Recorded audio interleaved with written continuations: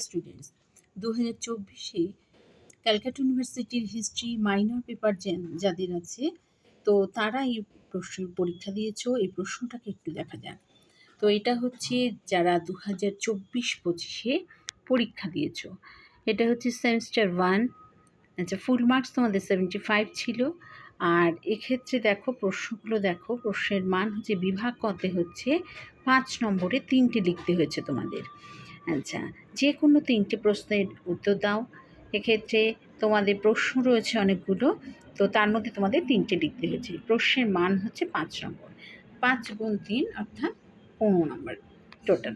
আচ্ছা, প্রশ্ন হচ্ছে একের দেখো কতে রয়েছে ভারতের মধ্যপ্রস্তর যুগের প্রধান বৈশিষ্ট্যগুলি আলোচনা করো। নেক্সট হচ্ছে খ নাম্বারে আছে তোমাদের প্রাচীন ভারতের ইতিহাস পুনর্গঠনে মুদ্রার গুরুত্ব বিচার করো। গতে হচ্ছে হরপ্পার নগর পরিকল্পনার উপরে টিকা লেখো। ঘতে হচ্ছে কাঁধে রাজ্য বলা হতো। আর উমতে হচ্ছে বৈদিক যুগে চতুরাশ্রম প্রথার উপর একটি সংক্ষিপ্ত টিকা লেখো। চতে হচ্ছে অষ্টাঙ্গিক মার্গ বলতে কী বোঝো। এই যে 6টা প্রশ্ন, 6টা প্রশ্নের মধ্যে তোমাদের 3টে লিখতে হচ্ছে 5 নম্বরের, অর্থাৎ 15 নম্বরে আনসার তোমাদের করতে হচ্ছে। এবারে আসি বিভাগ খ। বিভাগ খতে হচ্ছে 2 নম্বরে যে কোনো 2টো প্রশ্নের উত্তর দাও। আচ্ছা, এক্ষেত্রে 10 নম্বরে তোমাদের 2টো লিখতে হয়েছে। এই 10 নম্বরের 2টো অর্থাৎ টোটাল হচ্ছে 20। তো এই 2টো প্রশ্ন তোমাদের লিখতে হয়েছে।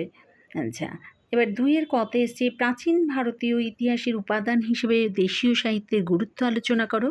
খ হচ্ছে প্রাপ্ত উপাদানের ভিত্তিতে ভারতীয় উপমহাদেশে শিকারজীবী ও খাদ্য সংগ্রাহক থেকে খাদ্য উৎপাদকের ভূমিকায় রূপান্তর বিশ্লেষণ করো। গ হচ্ছে 16টি মহাজনপদের নাম ও তাদের বর্তমান অবস্থান উল্লেখ করো। আর মহাজনপদগুলির শাসন ব্যবস্থার মূল কাঠামো সংক্ষেপে বর্ণনা করো। আর ঘ তুমি কি মনে করো বর্ণ ও জাতি দুটো পৃথক ব্যবস্থা। এই যে 4টে প্রশ্ন, 4টে প্রশ্নের মধ্যে তোমাদের 2টো লিখতে হয়েছে। এবার আসি বিভাগ গ। বিভাগ গতে হচ্ছে 3 নাম্বার যে কোনো 2টি প্রশ্নের উত্তর দাও। এক্ষেত্রে হচ্ছে তোমাদের এই যে 20 গুণ 2 অর্থাৎ 20 নাম্বারের 2টো প্রশ্ন লিখতে হয়েছে। আচ্ছা, এই প্রশ্নের মধ্যে 3-এর কতে হচ্ছে প্রাচীন ভারতের ইতিহাস চর্চায় বিভিন্ন ধরনের উপাদানের তুলনামূলক গুরুত্ব নির্ধারণ করো। এটা ছিল ক নাম্বারের প্রশ্ন। আচ্ছা, খ হচ্ছে তোমাদের যে এর মধ্যে হচ্ছে যে হরপ্পা সভ্যতার পতনের সম্ভাব্য কারণসমূহ নির্ণয় করো। গ হচ্ছে ঋগ্বৈদিক যুগের অর্থনৈতিক জীবন সংক্ষেপে উল্লেখ করো ও পরবর্তী বৈদিক যুগে কী কী উন্নতি ঘটেছিল সে সম্বন্ধে লিখতে হয়েছে। আর ঘ হচ্ছে বৌদ্ধ ও জৈন ধর্মের মধ্যে মৌলিক পার্থক্যগুলি নিরূপণ করো। এই ছিল 4টে প্রশ্নের মধ্যে তোমাদের 2টো লিখতে হয়েছে। আর তো ইংলিশ ভার্সন। আচ্ছা, তো এই ছিল